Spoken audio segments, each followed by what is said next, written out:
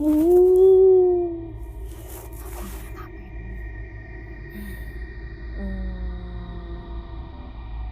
Kamu akan mendapatkan lotre 1 miliar minggu depan. Apa? Ya, menurut saya kamu akan nikah 2030 nanti dengan pria yang tampan, kaya raya, dan lu nggak akan miskin, dan pastinya lu ada perjanjian sesuatu ya. Pernah dengar indigo, teman-teman? Indigo bukan berarti orang yang horor, paranormal, ataupun yang mempunyai indera keenam di luar dari naluri ilahi. Menurut saya, indigo itu orang yang bertugas di dunia ini untuk menjadi perantara bagi alam semesta. Contohnya saya sendiri adalah salah satu, bisa dibilang indigo. Tapi waktu itu sempat saya sendiri juga belum mau menerima karunia apa yang Tuhan sudah berikan kepada saya. Dari kecil, dari bayi, saya sudah mendapatkan karunia ini.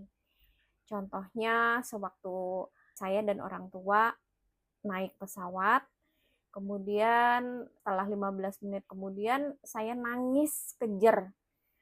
Kita nggak paham kenapa seperti itu, orang tua saya dan orang-orang. Kemudian setelah 10 menit kemudian, pilot bilang bahwa, oh iya kita akan turun karena ada kesalahan engineering, jadi kita harus balik lagi di airport Jakarta. Waktu itu kita on the way ke Jogja. Nah dari situ orang tua saya paham bahwa saya memang mempunyai karunia tersebut. Sewaktu saya SMP, saya lebih peka lagi. Jadi saya itu kos sewaktu SMP karena saya menimba ilmu di negara tetangga Singapura. Lalu saya kos, satu lantai itu memang gelap, karena kalau saya tidur itu nggak mau lampu yang terang. Kemudian kamar saya sih kecil, tapi kalau untuk WC-nya sendiri memang saya harus buka kamar, kemudian harus nyebrang kamar saya. Jadi terpisah dari kamar saya. Lantai 3 itu memang saya sendiri. Saya itu orangnya eco-friendly banget, jadi save the light lah ya untuk a better future or better planet. Tapi entah gimana ada satu malam saya tuh nggak bisa tidur. Akhirnya saya mendengar nama Lulu. Jadi ada seorang ibu-ibu memanggil Lulu gitu. Atau mungkin seperti ketokan seperti itu. Merinding nggak? Merinding sih.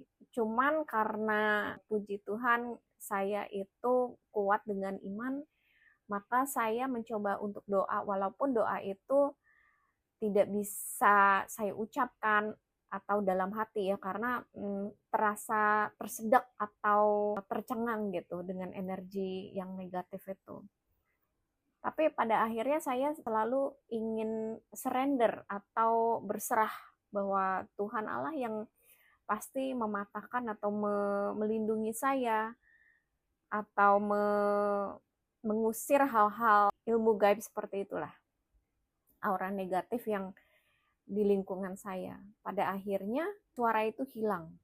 Tapi saya bertanya kepada Tuhan melalui doa saya bahwa karunia ini memang tidak mudah untuk semua orang.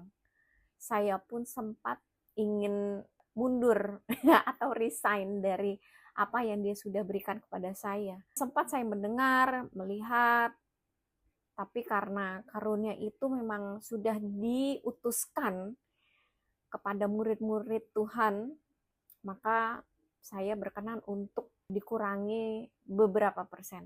Jadi itulah tugas kita di dunia, untuk kenapa kita harus dan bisa mendengar dengan kepekaan, pastinya dengan iman yang kuat.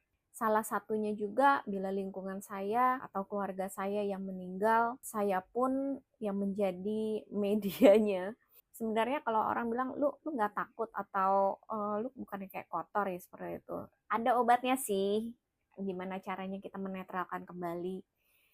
Tapi dengan saya berserah dan menerima, dan ya bisa dikatakan semoga ya saya bisa mendamaikan semua makhluk yang terlihat dan tidak terlihat lebih damai lagi. Itu mungkin misi dari tugas saya di dunia. Lalu pengalaman saya untuk kematian, di mana adik saya meninggal di 2010. Lalu saya melatih diri saya, belajar untuk caranya bagaimana menghadapi kematian di lingkungan saya. Memang tidak mudah untuk kita menerima atau menghadapi kematian dengan orang-orang yang kita cintai, yang mereka tinggalkan kita di dunia ini. Tapi ada satu yang saya ingin share kepada kalian, bahwa kematian itu memang di umur apa saja, mau muda, mau tua, atau bahkan masih bayi atau masih di kandungan. Caranya kita untuk menanggulangi kematian ini adalah saya menggambari pohon yang dimana ada daun kering, daun yang masih muda, yang masih hijau, kuning, dan sebagainya. Mereka pun bisa jatuh dimana angin melambai mereka, pohon itu bergoyangan kanan kiri, lalu mereka pun jatuh. Seperti kita melambai manusia itu tidak ada batasnya, tapi ada batasnya untuk spiritual mereka.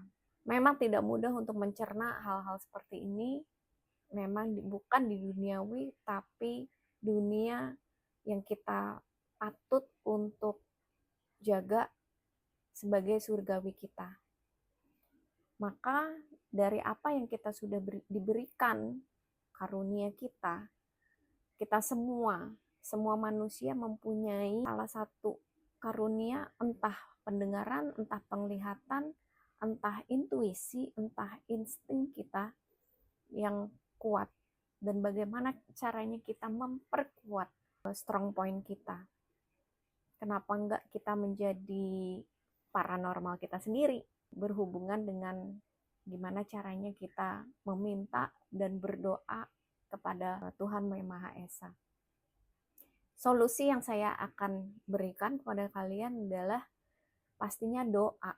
Doa itu adalah the power of pray, yang dimana kita pasti menemukan jawaban-jawaban apa yang kita perlukan, apa yang kita pertanyakan, apa yang kita bingungkan, apapun yang di benak kita yang benar-benar tidak paham apa namanya dunia ini, apa yang akan terjadi, dan lain-lainnya.